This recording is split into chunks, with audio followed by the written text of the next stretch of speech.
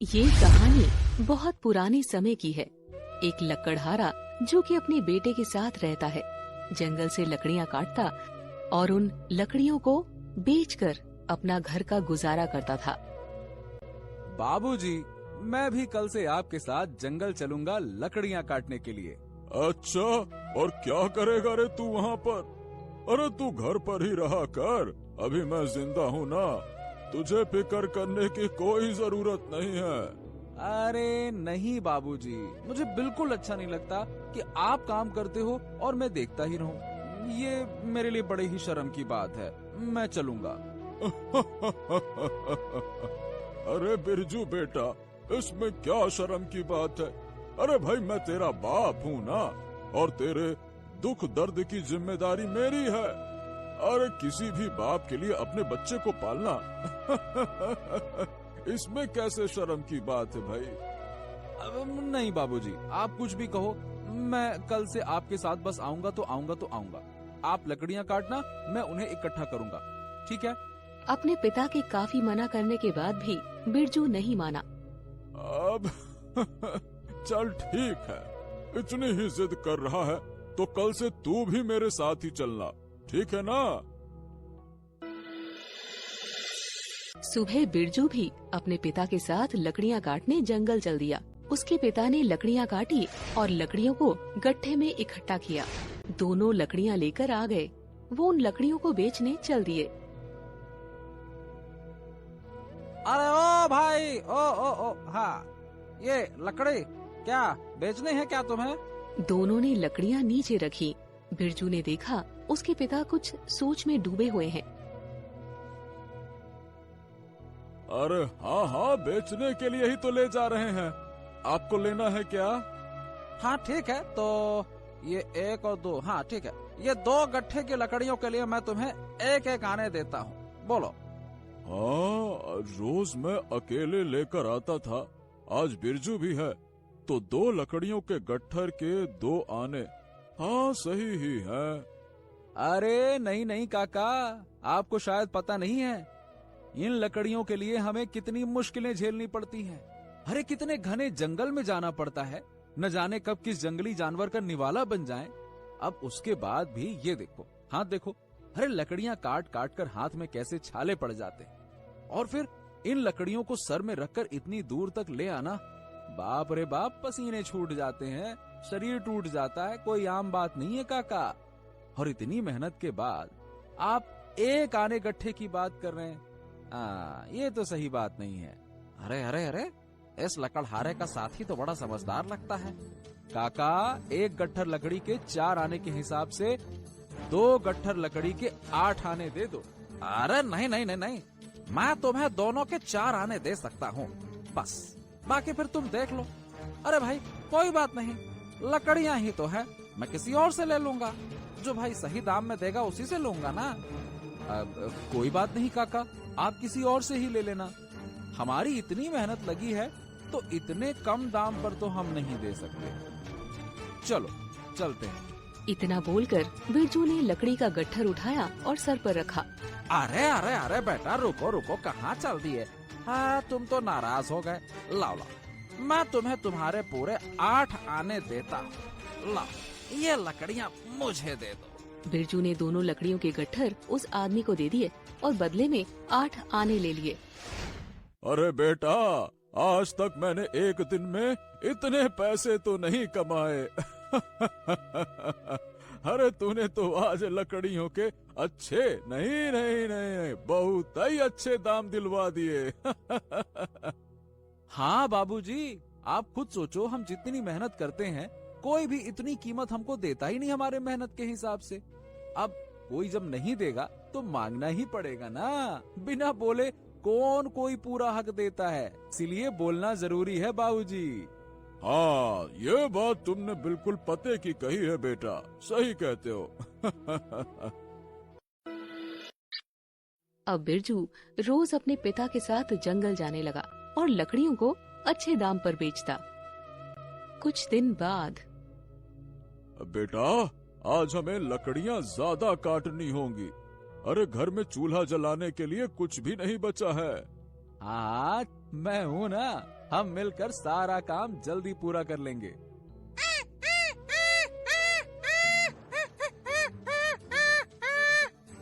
आपने वो आवाज सुनी?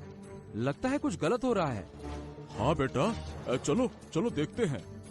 दोनों आवाज के पीछे जाते हैं और वो देखते हैं एक तांत्रिक चूहे की बलि देने की तैयारी में है।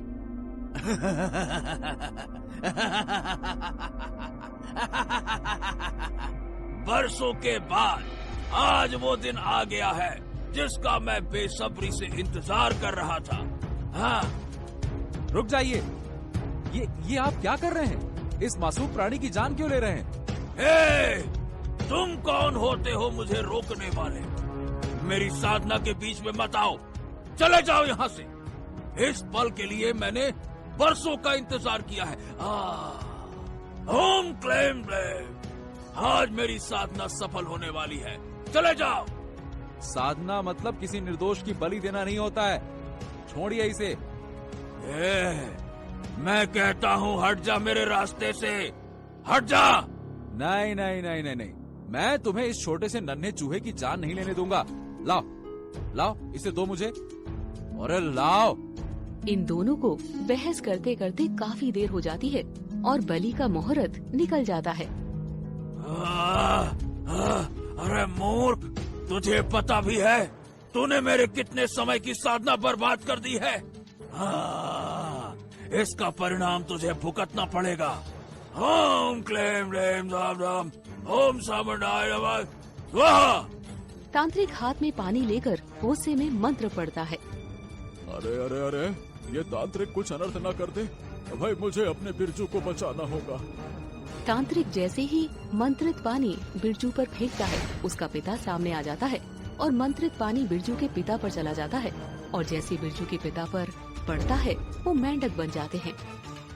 अब देख तेरे बाप का क्या हाल हुआ है। यही होता है जब कोई मेरी साधना में बाधा डालता है। ओम क्लेम ब्लेम। इतना बोलकर तांत्रिक गायब हो जाता है। बाबूजी, आप मेढक बन गए, अब मैं क्या करूं? तभी चूहा बोलता है, सुनो, जंगल के उस आखिरी छोर पर धुआं दिख रहा है, हमें वहाँ जाना चाहिए। वहाँ से हमें कुछ हो सकता है मदद मिल जाए। हाँ, तुम सही कह रहे हो। चलो, मुझे उनकी मदद लेनी होगी। बिरजू अपने पिता यानी कि मेंढक और चूहे को लेकर उस धुएं की तरफ चल दिया। वहाँ पहुंचकर वो देखते हैं वहाँ एक बूढ़ी अम्मा आग जलाकर बैठी है।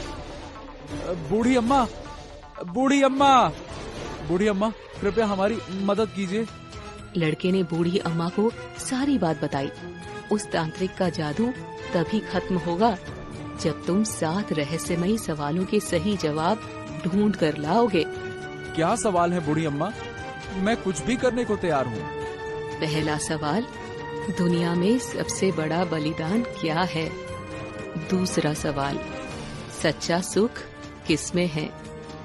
तीसरा सवाल, सबसे बड़ा धन क्या है? चौथा सवाल, सबसे बड़ी ताकत क्या है? पांचवा सवाल, सबसे बड़ा गुरु कौन है? छठा सवाल, जीवन का असली उद्देश्य क्या है? सातवां सवाल, सबसे बड़ा सत्य क्या है? मगर बूढ़ी अम्मा, मुझे ये जवाब कहाँ मिलेंगे? उत्तर दिशा की ओर कई मील जाने पर तुम्हें एक बूढ़ा जादुई पेड़ दिखाई देगा। वही इन सवालों के जवाब दे सकता है। मगर ध्यान रहे, वहाँ जाना इतना आसान नहीं है। तुम्हें बूढ़े पेड़ तक पहुँचने के लिए अपने रास्ते में बहुत सी बाधाएं देखने को मिलेगी, लेकिन याद रखना, हार मत मानना। तुम्हारी नीयत और साहस ही तुम्हें बूढ़े पेड़ तक लेकर जाएगा। बूढ़ी अम्मा, मैं अपने पिता को बचाने के लिए हर मुश्किल का सामना करूंगा। जाओ और ध्यान रखना, हर चुनौती तुम्हें कुछ सिखाएगी। ठीक है बूढ़ी अम्मा, मैं अब चलता हूँ। बिरजू अपने पिता यानी कि मेंढक और चूहे के साथ 7 सवालों के जवाब ढूंढने निकल पड़ता है। बिरजू जंगल के रास्ते से जा रहा था तो रास्ते में एक विशाल अजगर बैठा उसका रास्ता रोकता है। यहाँ से आगे बढ़ने के लिए तुम्हें अपनी सबसे बड़ी कमजोरी बतानी होगी। बिरजू घबराता है लेकिन हिम्मत करके कहता है, मैं डरपोक हूँ, कभी कभी मुझे खुद पर विश्वास नहीं होता, लेकिन मैं अपने पिता को बचाने के लिए इस डर को हराऊंगा। अजगर उसकी ईमानदारी देखकर खुश हुआ। लड़के, तुम साहसी होने के साथ साथ ईमानदार भी हो। अपने डर और कमजोरियों को स्वीकार करना ही पहला कदम है।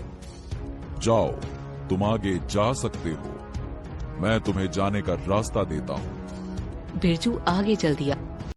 काफी दूर चलने के बाद बिरजू एक सुनहरी झील के पास पहुंचता है।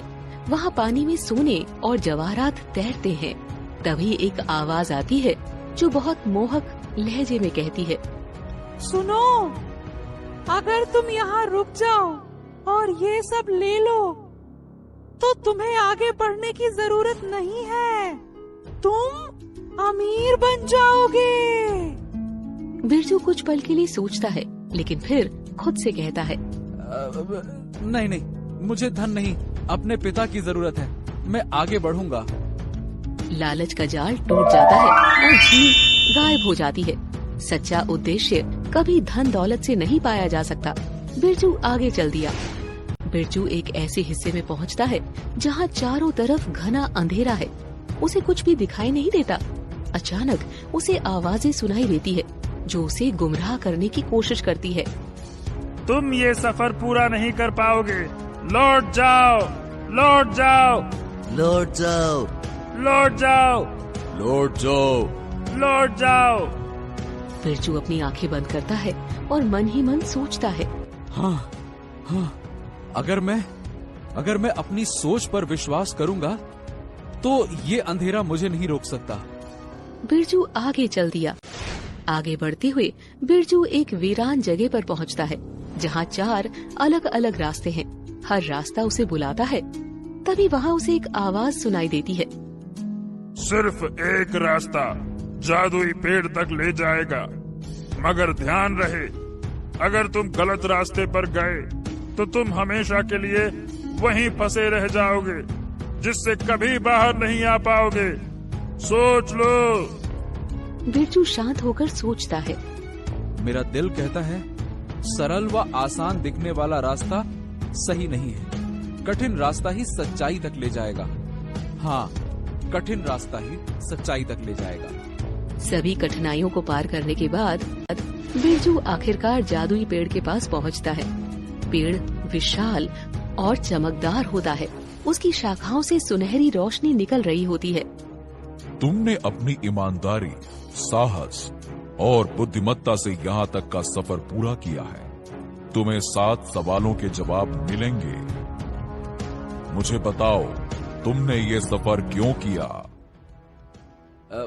हे दिव्य वृक्ष, मैं उन 7 सवालों के जवाब जानने आया हूँ जिससे उस दुष्ट तांत्रिक का जादू खत्म हो जाएगा, जिससे मेरे पिता वापस इंसानी रूप में आ जाएंगे। मैं उनसे बहुत प्यार करता हूँ और उन्हें मैं वापस इंसान के रूप में देखना चाहता हूँ। मैं उनके बिना नहीं रह सकता। इसीलिए मुझे उन 7 सवालों के जवाब दीजिए। मुझ पर ये एहसान कर दीजिए।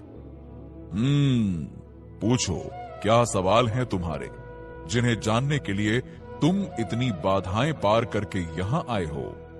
अब मुझे ये बताइए कि सबसे बड़ा बलिदान क्या है?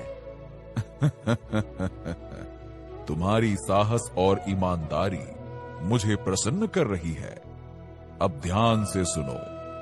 सबसे बड़ा बलिदान वो है जब कोई अपनी खुशी और जरूरतों को दूसरों के लिए त्याग देता है। जैसे एक माँ अपने बच्चों के लिए अपना सब कुछ छोड़ देती है, वैसे ही बलिदान का आधार निस्वार्थता है। हाँ, दूसरा सवाल ये है कि सच्चा सुख किसमें है? सच्चा सुख धन, पद या चीजों में नहीं, बल्कि रिश्तों में है। जब हम अपनों के साथ समय बिताते हैं और दूसरों की मदद करते हैं, तभी हमें सच्चा सुख मिलता है। अच्छा, तीसरा सवाल ये है, सबसे बड़ा धन क्या है? सबसे बड़ा धन संतोष है। अगर तुम संतुष्ट हो तो तुम्हारे पास सब कुछ है। लालच और असंतोष इंसान को कभी खुश रहने नहीं देता। सबसे बड़ी ताकत क्या है? सबसे बड़ी ताकत एकता और आत्मविश्वास में है। जब लोग एकजुट होकर काम करते हैं और खुद पर विश्वास रखते हैं तो वो सबसे बड़ी कठिनाई को भी पार कर सकते हैं। सबसे बड़ा गुरु कौन है? सबसे बड़ा गुरु प्रकृति है। ये हमें सिखाती है कि हर चीज का समय होता है। धैर्य, सहनशीलता और सादगी प्रकृति से ही सीखी जा सकती है। जीवन का उद्देश्य क्या है? जीवन का उद्देश्य दूसरों की मदद करना और मानवता की सेवा करना है। जब तुम दूसरों के जीवन में खुशी लाते हो तभी तुम्हारा जीवन सार्थक बनता है। और आखिरी सवाल ये है कि सबसे बड़ा सत्य क्या है? सबसे बड़ा सत्य ये है कि जो है वही स्वीकार करना सीखो। खुद को और अपनी कमजोरियों को अपनाना ही सच्चाई को जानने का पहला कदम है। सच्चाई से भागने वाला इंसान कभी खुश नहीं रह सकता। जैसे ही जादुई पेड़ 7 सवालों के जवाब देता है, लड़के के चारों ओर रोशनी फैल जाती है। अचानक लड़के के पिता, जो मेंढक बन गए थे, फिर से इंसान में बदल जाते हैं। हाँ? पिताजी, आप ये देखिए, आप तो फिर से वैसे ही हो गए जैसे पहले थे। हे दिव्य वृक्ष, आपका अभी एक चमकदार रोशनी में लिपट जाता है और एक सुंदर राजकुमारी के रूप में प्रकट होती है। मैं फिर से इंसान बन गई। धन्यवाद वीर युवक। ये मेरा कर्तव्य था। किसी निर्दोष को बचाना हर इंसान का धर्म है। राजकुमारी लड़के को बताती है कि वो एक शापित राजकुमारी थी। उस तांत्रिक ने मुझे अपनी बलि के लिए चुना था, लेकिन जब मैंने भागने की कोशिश की तो उसने मुझे चूहे का रूप दे दिया। तुमने मेरे जीवन को बचाया। मैं तुम्हारी ईमानदारी और दयालुता से बहुत प्रभावित हूँ। राजकुमारी लड़के से विवाह का प्रस्ताव रखती है। क्या तुम मुझसे विवाह करोगे? मैं चाहती हूँ कि हम साथ में एक सुखी जीवन बिताएं। बिरजू खुशी खुशी राजकुमारी का प्रस्ताव स्वीकार करता है। तीनों वापस अपने गांव लौटते हैं। बिरजू और राजकुमारी का विवाह धूमधाम से होता है। पिता का घर फिर से खुशियों से भर जाता है। तुम्हारी दयालुता और साहस ने न केवल मेरे जीवन को बचाया, बल्कि मुझे सिखाया कि सच्चा सुख दूसरों की भलाई में है। बिरजू और राजकुमारी अपने पिता के साथ मिलकर सुख शांति से रहने लगते हैं। उनका जीवन दूसरों के लिए प्रेरणा बन जाता है। ये कहानी सिखाती है कि सच्चाई, ईमानदारी और साहस से हर मुश्किल को पार किया जा सकता है। दूसरों की भलाई के लिए किया गया कार्य हमेशा अच्छे परिणाम लाता है। तो दोस्तों, ये थी हमारी आज की मनोरंजक कहानी। आपको हमारी ये कहानी पसंद आई हो तो हमारे चैनल को जरूर सब्सक्राइब कीजिए और हाँ, बेल आइकन दबाना ना भूलिएगा। ऐसे ही मजेदार किस्से कहानियों के साथ मिलते रहेंगे हम आपसे।